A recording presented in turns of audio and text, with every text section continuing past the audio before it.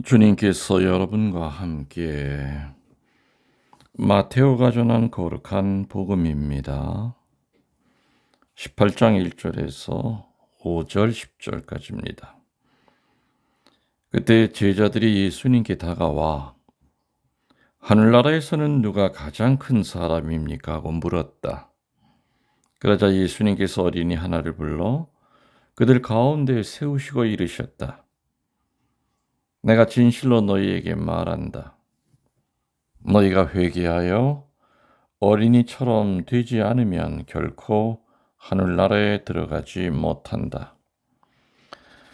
그러므로 누구든지 이 어린이처럼 자신을 낮추는 이가 하늘에서 가장 큰 사람이다. 또 누구든지 이런 어린이 하나를 내 이름으로 받아들이면 나를 받아들이는 것이다.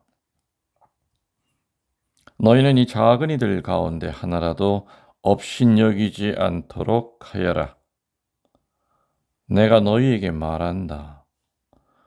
하늘에서 그들의 천사들이 하늘에 계신 내 아버지의 얼굴을 늘 보고 있다.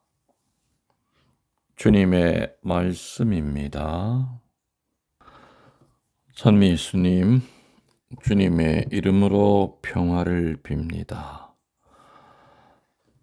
오늘은 수호 천사 기념일이지요. 창조주 하느님께서는 이 세상에 한두 가지만 만드신 것이 아니라 참으로 우리의 지혜 헤아릴 수 없는 수많은 가지의 서로 다르고 그러면서도 제 위치에 그것에게 맞는 능력을 주셔서 온 우주가 움직이게끔 하고 계심을 만물을 살펴볼 때 우리는 알 수가 있습니다. 만물에게 빛을 주는 태양을 만드셨는가 하면 더위를 식히는 달을 주셨지요. 또 창공에는 수많은 별들, 그런가 하면은 수많은 크고 작은 날짐승들 하며 숲속의 동물들, 물속의 고기들, 그리고 당신 모상을 따라 그 모든 것을 다스리는 만물의 영장이라고 하는 사람을 만들어 두셨는가 하면 눈에 보이지 않는 공기하며 미생물들, 그 수와 모양을 모두 헤아릴 길이 없다 하겠습니다. 그런데 이렇게 우리가 생활하며 지배하는 우주뿐만이 아니라 창조주 하느님은 당신 곁에 영적 세계의 천사를 만들어 두셨습니다. 그 천사들은 우리 인간을 도와서 하느님의 뜻을 전하고 보호하는 임무를 맡겼죠. 성서의 역사 속에서 우리는 자주 볼 수가 있습니다. 그래서 우리 가톨릭 교회 전례는 오늘 방금 들은 독서와 그 복음의 권고에도 있듯이 천사의 도움을 받아 우리가 하느님의 뜻을 잘 받아들여 구원을 얻고 평소에 우리를 잘 보호해 주시기를 기도하는 마음으로 오늘 수호 천사를 기념하는 축일을 지내게 된 겁니다. 하느님께서 사람을 보호하시기 위해서 천사를 보내셨다는 그 사실은 여러 군데 나오죠. 구약의 도비아서에 보면은 소도비아의 여행길에 그 도비아를 도와 빛을 받아오고 또 혼인시키고 아버지의 병을 완쾌시켜 준 일을 비롯해서 유딧, 다니엘, 엘리야 등 많은 사람들의 경우를 볼 수가 있습니다. 또 베드로가 감옥에 갇혔을 때 요셉과 마리아의 경우 등에서 탄생, 피난, 다시 돌아온 이런 여러 가지 역사적인 그 사건을 통해서 또 수많은 성인 성녀들의 생활 속에서도 천사와의 그 만남은 자주 체험으로 나오고 있음을 우리들은 쉽게 알 수 있습니다. 그렇지만 우리들은 육안으로 천사를 보지 못합니다. 그러나 순간적인 많은 위험에서 우리가 보호되었던 것을 살펴보면은 천사가 하시는 일이 무엇인지를 우리들이 잘 알 수가 있습니다. 그러나 무엇보다 확실히 우리가 신앙으로 믿어야 하고 따라야 할 말씀은 예수님께서 오늘 마태복음 18장 10절에서 너희는 이 보잘것없는 사람들 가운데 누구 하나라도 업신여기는 일이 없도록 조심하여라. 하늘에 있는 그들의 천사들이 하늘에 계신 내 아버지를 항상 모시고 있다는 걸 알아두어라. 이렇게 말씀하신 점에서 볼 때 우리는 나를 보호하는 천사를 의식해야 됩니다. 그리고 그 천사가 나를 하느님께로 인도하는 그 천사의 일에 대하여 감사할 줄 알아야 되고요. 그리고 내가 잘못된 길을 가려 할 때마다 잠잠히 마음속으로 일러주는 그 천사의 가르침을 우리는 잘 따라야 될 겁니다. 강론 때 얘기를 한 것도 같고 안 한 것도 같고 하지만 그런 재미있고 의미 있는 얘기가 있죠. 남한테 한 번도 베풀어 본 적이 없는 그런 할머니가 이제 죽어서 당연히 지옥으로 떨어졌다고 그러지요. 근데 지옥이 너무너무 뜨겁고 너무 힘들어서 평소에는 찾지도 않았던 그 수호 천사에게 살려달라고, 여기서 좀 빠져나가게 해달라고 부탁을 했다고 합니다. 수호 천사는 저 할머니가 지옥에 떨어진 것도 일부는 내가 제대로 인도하지 못했다고 하는 그 책임감이 있었기 때문에 베드로 사도에게 가서 저 할머니를 끄집어낼 방법이 없느냐고 물었다고 합니다. 베드로 사도는 어떻게 얘기했느냐? 한번 다시 가서 물어봐라, 그 할머니한테. 그래도 무언가 착한 일을 한 가지라도 한 적은 있지 않을까? 착한 일 한 것이 한 번이라도 있다면 그것 가지고 끄집어내겠다. 천국으로 보내겠다. 그 할머니의 수호천사는 신이 나서 할머니에게 가서 할머니 한번 잘 생각해 보라고요. 살면서 그래도 착한 일 한 번은 했을 거 아니냐. 근데 할머니가 뒤돌아볼 때 자기 자신을 아무리 생각해도 착한 일이라는 걸 한 적이 없었다는 겁니다. 그러다가 혹시 이것도 착한 일이 되는가 하면서 수호천사에게 얘기했습니다. 어느 날 팔을 다듬고 있는데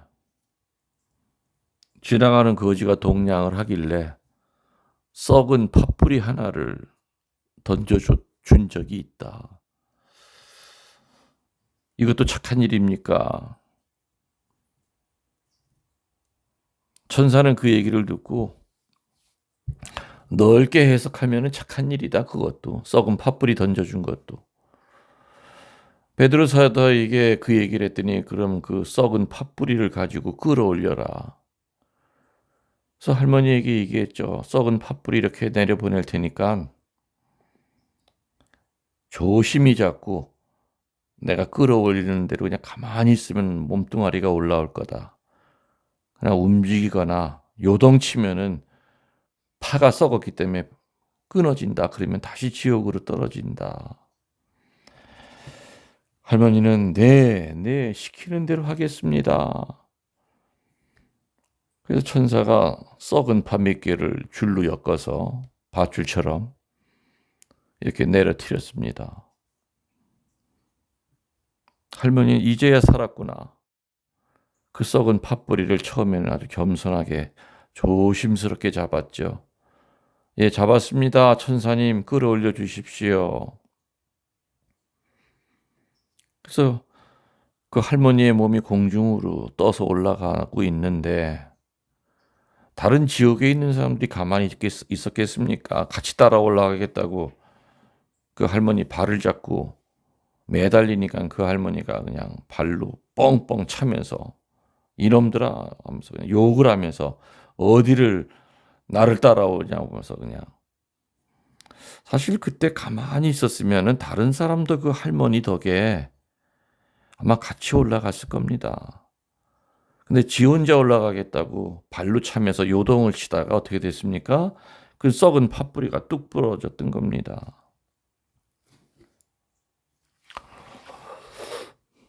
또 수호 천사에 대한 얘기 또 이런 것도 있죠. 어느 구두쇠 영감이 이제 죽었습니다. 근데 무지무지하게 부자로 살았지만은 베푼 적이 없었던 겁니다.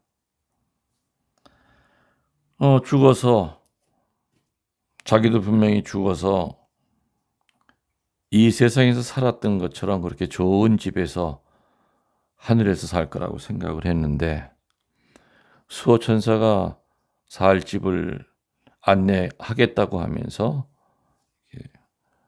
데리고 갔는데 저 앞에 아주 정말 으리으리한 궁궐 같은 집이 있다고 있었습니다. 아, 저 집이 내 집인가 보다 그랬더니 천사는 그냥 지나갔습니다.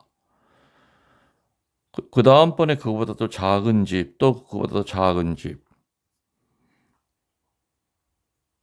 나중에는 학고방까지 지나가는데도 천사가 이 집이 네 집이다고 얘기를 하지 않았던 겁니다. 그리고 맨 마지막에 자, 여기가 이제 네가 살 집이다고 가리키는 데를 보니까 나무 판대기 몇 개 가지고 엉기성기 해가지고 그냥 움막 같은 데에서 살라고 하는 거였죠.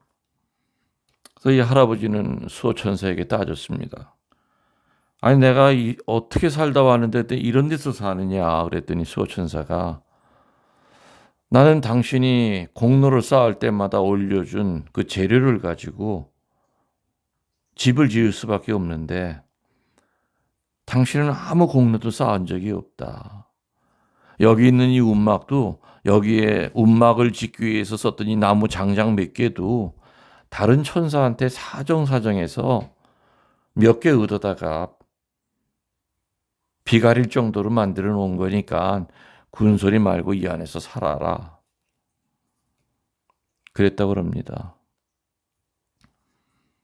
우리들의 수호천사는 가능한 한 우리를 천국으로 이끌려고 애랬습니다. 그래서 아까 말씀드렸듯이 잠잠히 내 마음 안에서 나를 인도할 때도 있고요. 그리고 정말 위험 중에서 뒤돌아보면 정말 아차했던 그 순간 하느님 감사합니다 라는 얘기를 했지만 우리는 천사님 감사합니다는 얘기를 잘 안 합니다. 수호천사는 우리와 같이 숨을 쉬고 살아간다고 그랬죠. 그리고 우리들이 착한 일 선행을 해서 나중에 천국에 집을 지을 수 있는 재료를 하늘로 올라올 수 있게끔 그 일을 중간에서 한다고 합니다. 그래서 우리들이 이 지상에서 우리들이 베푸는 선행, 착한 일, 덕행 이런 것들은 절대 헛된 것이 아니라 죽어서 내가 살 집의 재료가 된다고 하는 것, 장작이 되고 못이 되고 그리고 기둥이 되고 지붕이 되고 석가래가 될 수 있다는 것, 명심하면서 힘들고 어려울 때도 수호천사에게 도움을 청해야 된다는 거 늘 명심하고 앞을 다투어서 선행과 좋은 일을 해서 수호천사가 힘들이지 않고 천국에다가 내가 살 집을 잘 마련할 수 있도록 우리 노력하도록 합시다. 여러분들 영혼의 영혼을 더하여 사랑합니다. 전능하신 천주 성부와 성자와 성령께서는 이 말씀을 듣는 모든 이들에게 강복하소서. 아멘.